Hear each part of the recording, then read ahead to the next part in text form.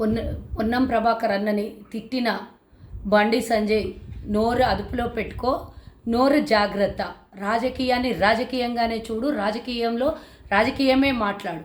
కుటుంబ సభ్యుల్ని, తల్లిని, కన్న తల్లిని తీసేంత అర్హత నీకు లేదు.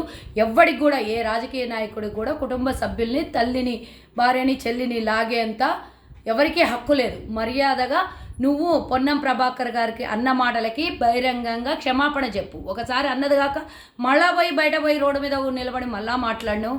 ఇది తప్పు అంటున్నాం మేము. ఒకసారి 2 సార్లు చెప్తాం, 3వసారి దాన్ని ఎవరు కూడా విస్మరించము అని చెప్తున్నాం. మేము అంత ఈజీగా వదిలేదు లేదు. అసలు నోరు అదుపులో పెట్టుకోకుండా కేంద్రంలో మీరు అధికారంలో ఉన్నట్టు ఈరోజు తెలంగాణలో మీకు ఏదో వచ్చేస్తుందని ఎవరి మీదనో బదలాం చేసేసి దాన్ని రాజకీయంగా వాడుకుందామని చూస్తే ప్రజలు మాత్రం తప్పకుండా శిక్షిస్తారు, దానికి శాస్తి చెప్తారు. ఆయన ఉదయం లేస్తే గుళ్ళకు పోతాడు, నాన్ వెజ్ కూడా తినను అని కూడా పొన్నమన్న చెప్పాడు. నువ్వు నాన్ వెజ్ తినే మొక్కని నీకేం తెలుసు తల్లి విలువ, చెల్లి విలువ అని నేను అడుగుతున్నా. అసలు ఇట్లాంటి మాటలకి నేను కూడా తీయొచ్చు, నీకు తల్లిని తీయొచ్చు, ఇంకెవరినైనా తీయొచ్చు, కానీ మా సంస్కారం అది కాదు. మాకు సంస్కారం నేర్పలేదు. ఎవరు కూడా ఇట్లాంటిది మాట్లాడడానికి బాగుండదు, సభ్యతంగా ఉండదు అని నేను చెప్తున్నా. పొన్నమన్నని తిట్టినందుకు మర్యాదగా మీరు మీ బీజేపీ పార్టీలు పక్కన ఉండి ఎవడైతే నవ్వుతున్నారో ఆ విధవలందరూ కూడా క్షమాపణ చెప్పాలి. నువ్వు ముక్కు నేలకు రాయాలి. మళ్ళోసారి హుస్నాబాద్లో కాలు పెట్టి నువ్వు ప్రచారం ఎట్లా చేస్తావో కూడా అక్కడ ప్రజలు చూస్తారు నీకు.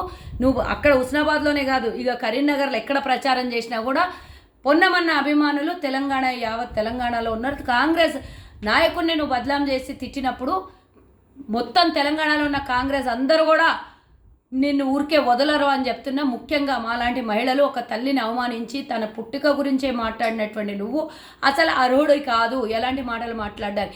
ఇంకా ఆత్మక్షోభిస్తుందంట, ఇంకోటి మాట్లాడుతున్నావు. అసలు నీకు మీ బీజేపీ పార్టీకి ఆత్మలున్నాయా?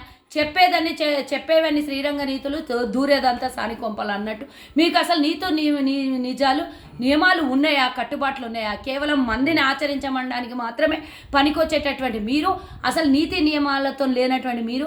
బండి సంజయ్ గతంలో కూడా నోరు చాలా జారినవు, ఇప్పుడు కూడా నువ్వు పొన్నమన్న విషయంలో నోరు జారుతున్నావు. ఆయన అందరితో కలుసుకొని పోయే సామాన్య మానవులాగా ఉంటాడు తప్పించి ఆయన ఒక మంత్రిలాగా ఎక్కడ కూడా అహంకారం చూపించలేదు. ఉదయం లేస్తే తల్లికి చెల్లిని గౌరవించే పొన్నమన్నతో నీ పోలిక అసలు మేము చేయదలుచుకోలేదు, కానీ నీకు ఆ సంస్కారం లేదు. నువ్వు సంస్కారహీనుడి కాబట్టి నీకు నేను మర్యాదగా చెప్తున్నా. పొన్నమన్నకి, ఒక మంత్రిగా ఉన్నటువంటి పొన్నమన్న తల్లి గారికి కూడా ఇంటికెళ్ళి కాలు మొప్పి క్షమాపణ చెప్పాలి. లేదా మహిళా సమాజం నిన్ను గుడ్లతోని రాళ్లతోనే కొట్టిండ్రు, ఇక రేపు పొద్దున ఇంకో రకంగా ఉంటుంది నీ పరిస్థితి అని చెప్తున్నా, హెచ్చరిస్తున్నా నేను.